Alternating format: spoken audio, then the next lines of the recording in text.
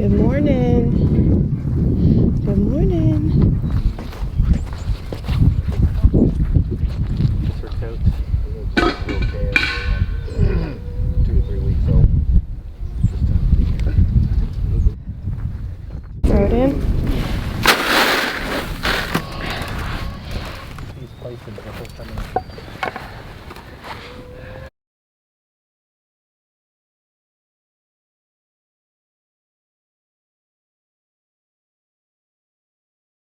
Today I was a little too nervous to try to make a video while milking because we needed that milk. A little trauma.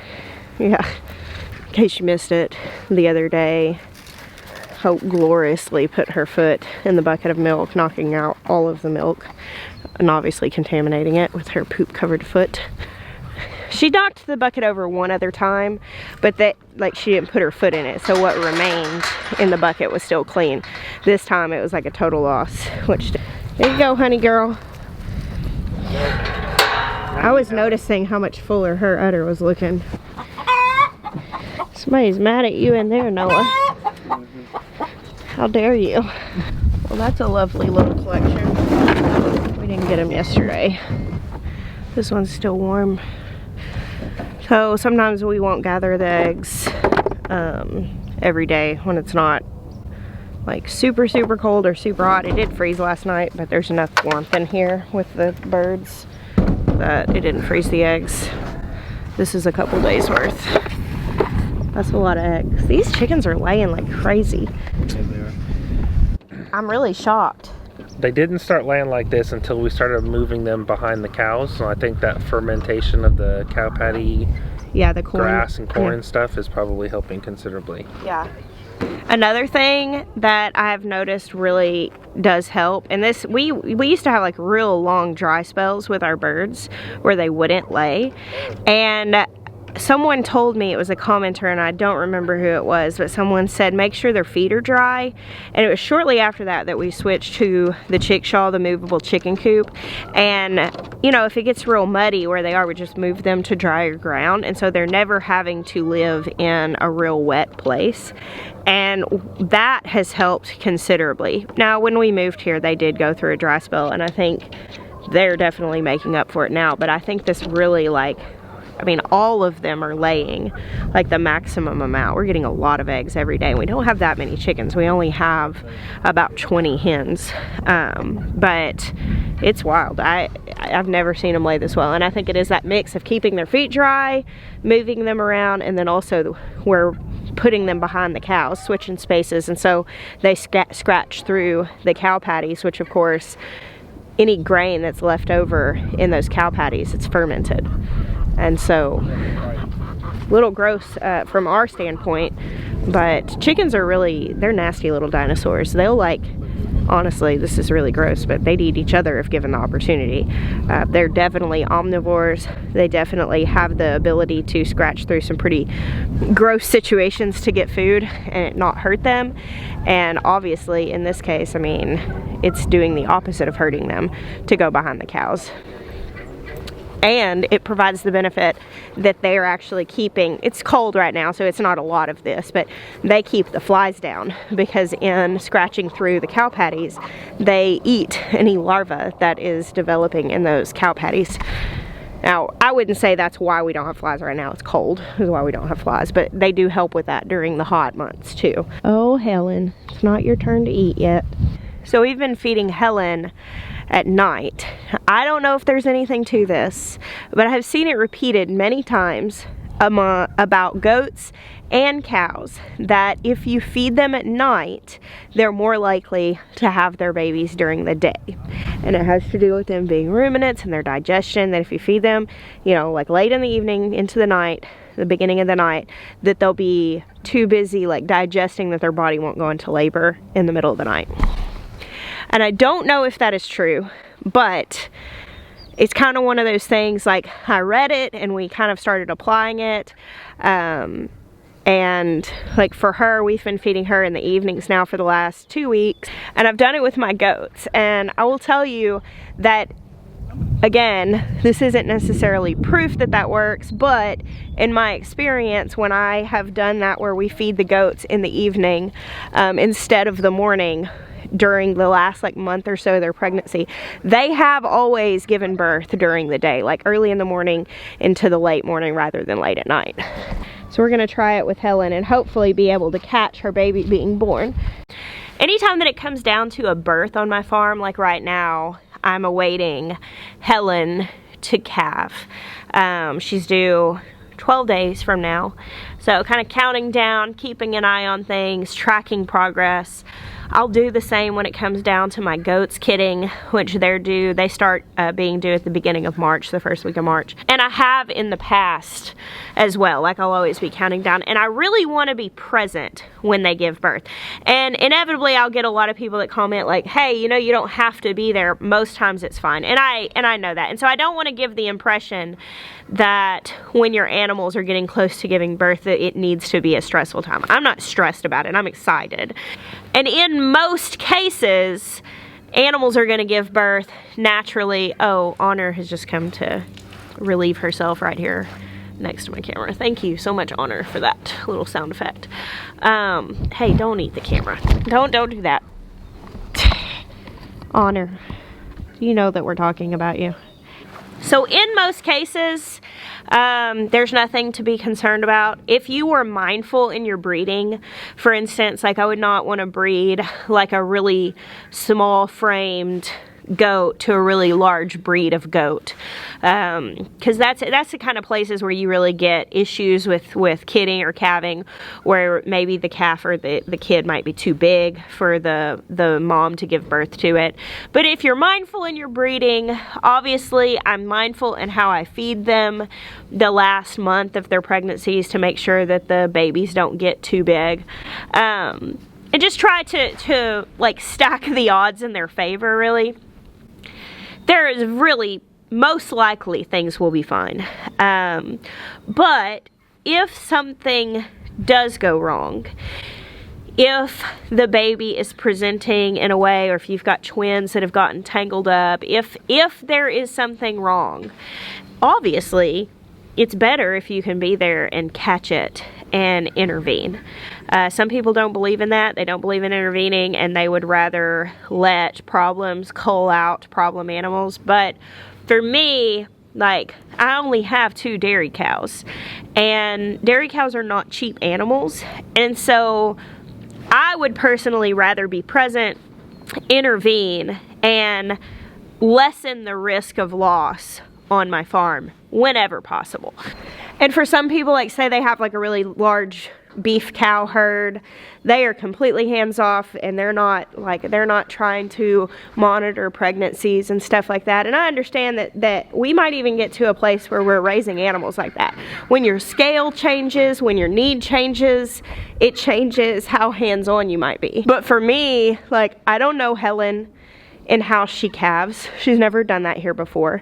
There are goats that I have that I know they are such solid experienced birthers. They are great moms, and when I know they're getting close, I'm way more lax about watching them because I feel that the risk is lower. But like, Helen's an unknown entity to me, and so I'm gonna be a total helicopter cow mom in this situation because I want to eliminate the risk as much as possible. I've made a large investment in this cow. I want to make sure things turn out okay. But I also want to communicate that to you guys because I'd hate for anybody to perceive this as something, oh, that's too stressful, I couldn't do that. It's just part of it, and your involvement level is totally up to you, and it comes down to the risk that you're willing to take. And I don't feel like there's a massive risk here. A lot of it is that I'm just excited and I want to be able to see it, but also I want to be able to oversee it and make sure that if there's any help needed, I'm there to offer it. Honor's another one that is new to me, and she should be bred. She was in with the buck long enough. She doesn't necessarily look pregnant, but she's a Saanen, and a lot of times with big goats like this, she's a really large goat.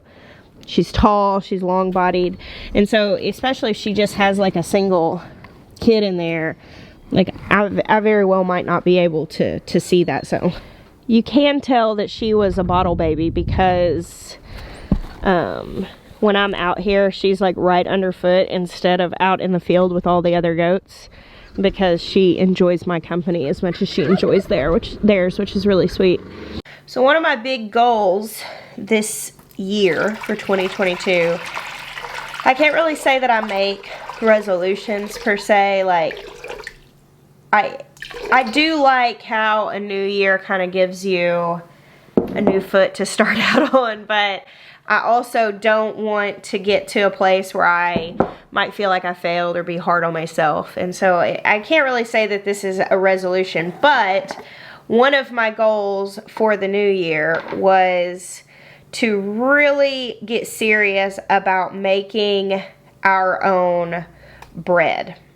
And I've showed you guys how to make bread. I've showed you guys that I make bread. But it's one of those things that if you don't stay on top of it, especially if you have a lot of kids, like we do school lunches, you know, we pack lunch every day.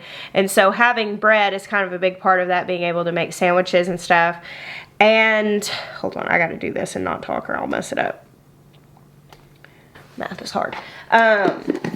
For me, I end up falling back into store-bought bread more than any other convenient food. That's the one that kind of creeps in for me.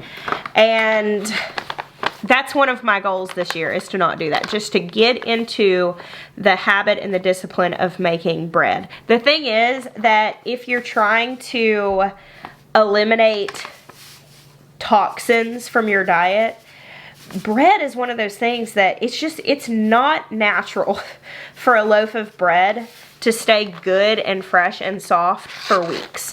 When you make homemade bread, it's one of those things that you'll realize really quickly, wow, this goes bad fast, you know, like it gets hard, because that's what bread is supposed to do. And the fact that the stuff from the store stays soft for weeks is not natural. So it makes a big difference to make your bread from home, because you are not eating all of those stabilizers and the things that are put in it. There's just a lot of ingredients in bread that do not exist in homemade bread. It's a completely different thing. So right now I'm making sourdough, which I will put this in a standalone video so it's easier to reference. But what I did is I took my starter out of the fridge last night and fed it, which means I put equal parts starter, flour, and water in a jar. And this morning it's good and bubbly. When I poured it in this water, it floated, which is a really good sign that it's nice and active. It's full of air. And in this bowl, I'm making a double recipe with 2 loaves. So this was 700 grams of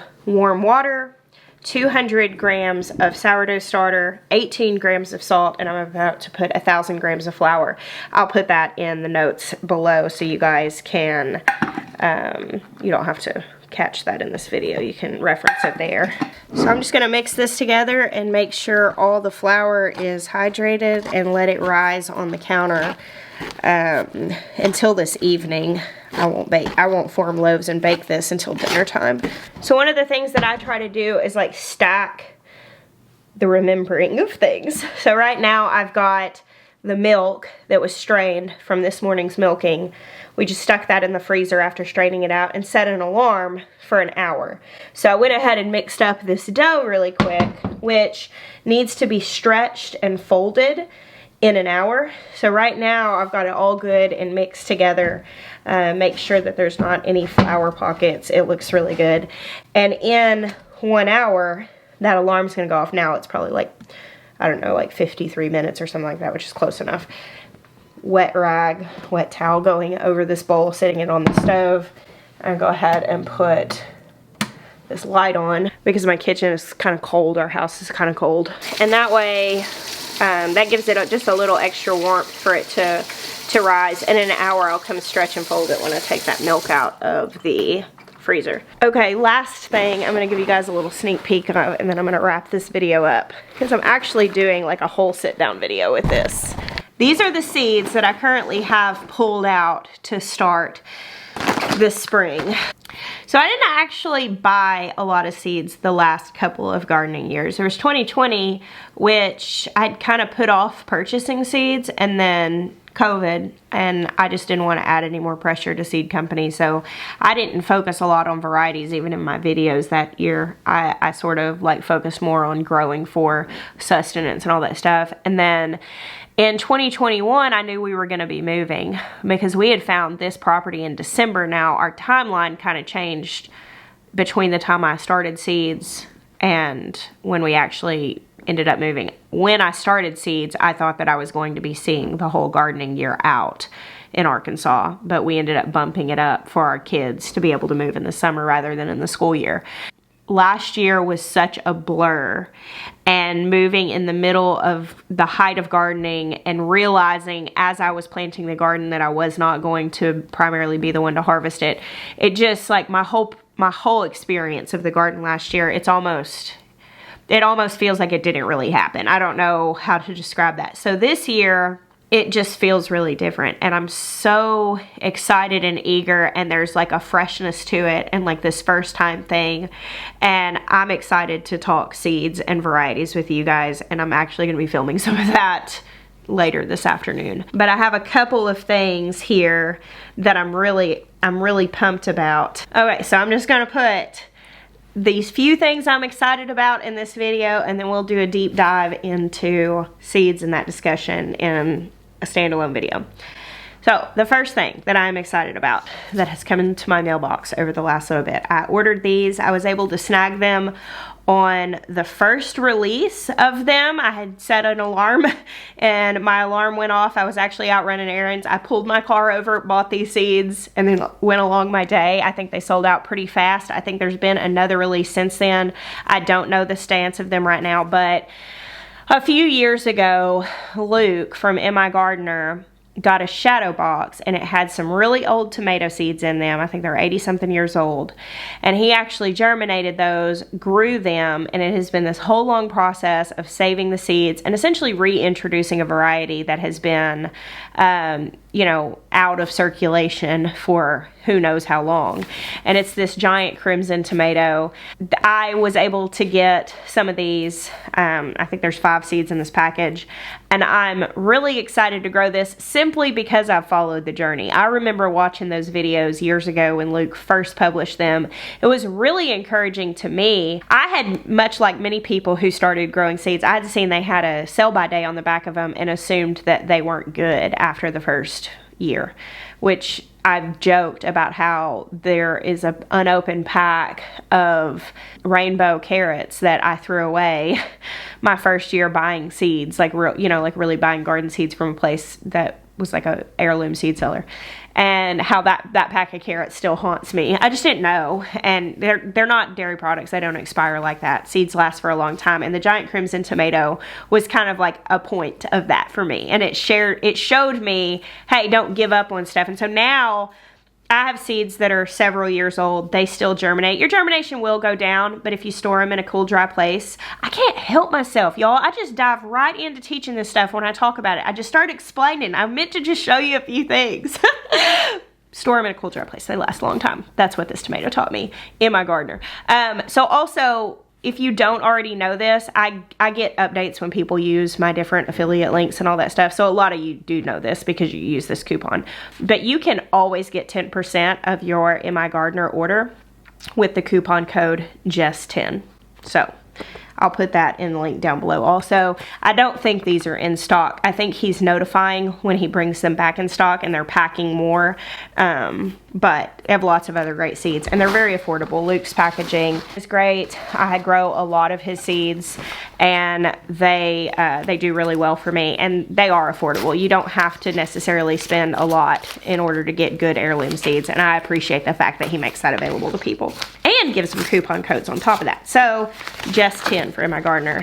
And if you can get on the notifications and catch one of the restocks, you can grow these giant crimsons along with me. Next, I actually haven't even opened this yet. I did buy this one single package of seeds because it wasn't in stock when I made my other order. I follow an account on Instagram called Comfort Farms, which is a really, really cool Instagram account. I love what he's doing, working with veterans. I love just everything that he shares. And these are seeds that he grew, and I believe the story is that his mother brought them, and he's grown them out and now made them available through Baker Creek, and it's called Motherland. It's a variety of okra, which is massive. And I'm gonna put Comfort Farms Instagram down below, and I highly suggest you go check out John and just kind of learn his story, learn the story of how these seeds originated in West Africa. And I just feel really thankful that we get to experience these, and I'm always so thankful